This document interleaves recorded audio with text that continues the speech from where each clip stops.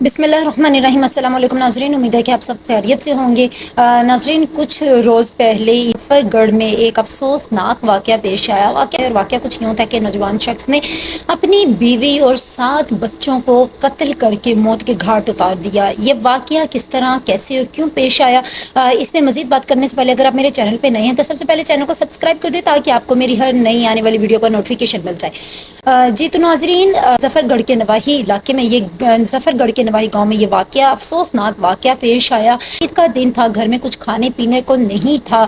बच्चे बार बार ईदी का मुतालबा कर रहे थे। ईद वाले दिन घर में फाका कशी चल रही थी। ऐसे में जो नौजवान शख्स था उसने क्या किया कि दरवाज़ा बंद किया। अपनी बीवी और 7 बच्चों को, जिनकी उम्र 6 माह से स्टार्ट होकर 10-11 साल के बीच में थी, उस नौजवान जो वो सफाक आदमी, सफाक शख्स था, उसने अपनी अहलिया और 7 बच्चों को मौत के घाट उतारा। उसने कुल्हाड़ी और डंडों के वार से सर पे मार मार कर सबसे पहले अहलिया को मारा।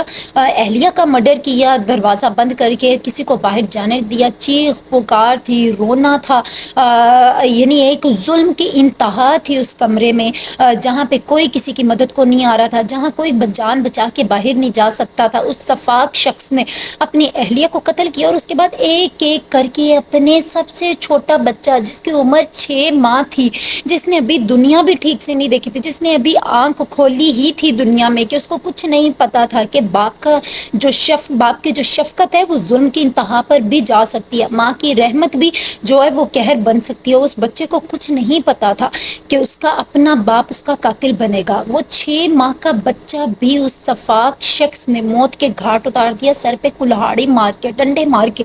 मैं चाहती तो ये वीडियो में आपको वो वीडियो भी दिखा सकती थी जिसमें जुल्म की इंतहा की गई, लेकिन मैं ये वीडियो नहीं दिखाना चाहती नाज़रीन को कि किस तरह उस कमरे के अंदर खून का दरिया ऐसे बह हुआ था कि जैसे BRB नहर लग रही थी। देखने वाले मनाजिर नहीं थे, यानी बड़े से लेकर छोटा बच्चा और फिर बीवी खून में लथपथ थे। उनके सरों पे उन्होंने, उस सफाक शख्स ने कुल्हाड़ी और डंडों के वार से उनको कत्ल किया था। नाज़रीन, हमारे मुआशरे में जो रहम दिली है, जो अफ़ू दरगुज़र की जो चीज़ है, वो इस कदर कम हो गई है कि हमारे अंदर बर्दाश्त ख़त्म होकर रह गई है। रिस्क देने वाली ज़ात अल्लाह ताला की है। अगर आपके पास ईद के रोज़ भी आपके पास कुछ नहीं था खाने पीने को, आपके पास फ़ाका कशी चल रही थी, बजाय इसके कि आप अपनी अहलिया और अपने 7 मासूम बच्चों को मौत के घाट उतारते, आप उनको भेज देते। वो अपने माँ बाप अपने ननिहाल चले जाते, वो ददियाल चले जाते, वो बाहर किसी से मांग लेते, वो किसी की मदद ले लेते, बजाय इसके कि उनको 7 के 7 को मौत के घाट उतारते। इतनी बेदर्दी, इतनी सफाकियत से, जिसके अंदर बाप की शफकत नज़र ना आई, जिसके अंदर थोड़ी भी रहमत, थोड़ी भी हमदर्दी, थोड़ा भी सुलूक नज़र ना आया। इस कदर जुल्म की इंतहा थी, इस कदर जुल्म की इंतहा थी। हजूर अकरम सल्लल्लाहु अलैहि वसल्लम के दौर में भी हमसाए के हकूक़, जो हकूक़ फ़राइज़ थे, उसका ख्याल रखा जाता था। जनाब हज़रत उमर रज़ी अल्लाह तआला अन्हु का दौर जब आया तो उन्होंने भी ये कहा कि मेरे दौर खिलाफत में अगर दरियाए फ़रात के किनारे अगर कोई कुत्ता भी भूख प्यास से मर जाता है तो उसका भी हिसाब उमर से लिया जाएगा। अगर हज़रत उमर रज़ी अल्लाह तआला अन्हु रात के वक्त गलियों में, मोहल्लों में चहलकदमी किया करते थे कि कोई ऐसा तो नहीं है जो भूख से सो रहा है, भूख से, जिसको भूख ने परेशान किया है, कि उसका हिसाब मुझसे ना हो।